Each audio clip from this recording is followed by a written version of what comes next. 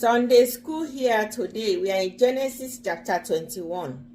And in Genesis chapter 21, Sarah gave birth to a son, and Abraham named him Isaac, exactly at the appointed time God had promised them. And at 8 days old, Abraham, paying attention to the circumcision covenant God made with him, he had to take Isaac and circumcise him at 8 days old. And the boy grew, and he was weaned, and Sarah was lamenting and saying, "Oh, my God has made me laugh. Anyone who hears about my story will laugh with me." And when Sarah said this, who would have believed that me, Sarah, at my old age, will give birth to a child for Abraham at his own age of 100 years old? And Ishmael, Hagar's son, started laughing at Sarah, saying these words. And Sarah grew offended and reported to Abraham and said, "This boy and his mother should go away from us." And Abraham was not happy about it. But God told him, "You don't have to be sad about this. You have to listen to what Sarah has told you. It is not because of the boy, but you have to send this boy and his mother Hagar away, because it is Isaac, Sarah's son, I am going to make my covenant with for you. But the same thing, Ishmael is your blood. I will still make him a great nation. So listen to your wife Sarah and do as she has demanded." So in Genesis 21 verse 14 continues.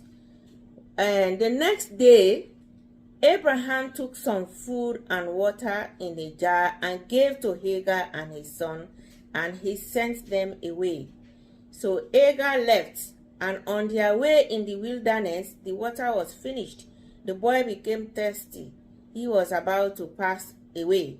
So Hagar took the boy under the bushes, and she turned her back away to the other direction, and she was crying. But God heard the cry of the boy, and he sent an angel to her. And the angel called her, "Hagar, God is with you, because he has heard the voice of the boy crying." So God opened Hagar's eyes, and she saw a well of water. And she got up and got the water and the food the angel brought for her, gave to the boy, and they continued in their journey. And it is said in the book of Genesis that Hagar was wandering in that wilderness. That means she didn't know her way out. So they had to stay in that wilderness. And then the boy grew, and she went to Egypt and married a wife for him.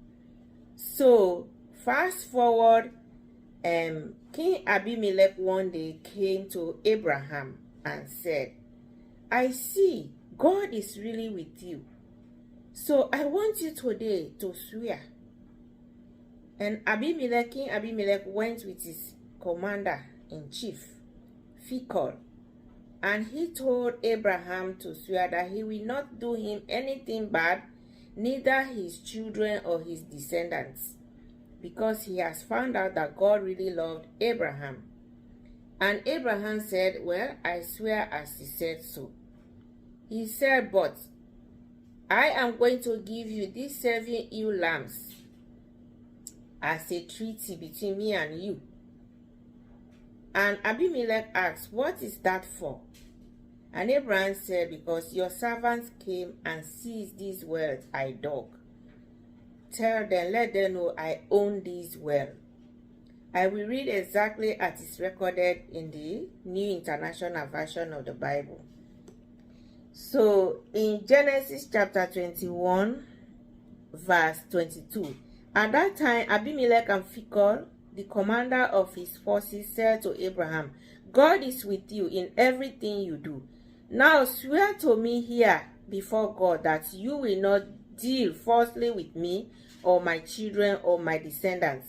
Show to me and the country where you are living as an alien, and some kindness I have shown to you.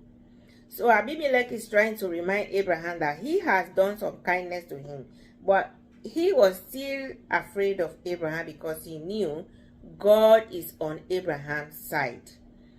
So he came to him to tell him that day. And Abraham brought sheep and cattle and gave them to Abimelech. And the two men made a treaty. Abraham set apart 7 ewe lambs from the flock. And Abimelech asked Abraham, what is the meaning of these 7 ewe lambs you have set apart by themselves?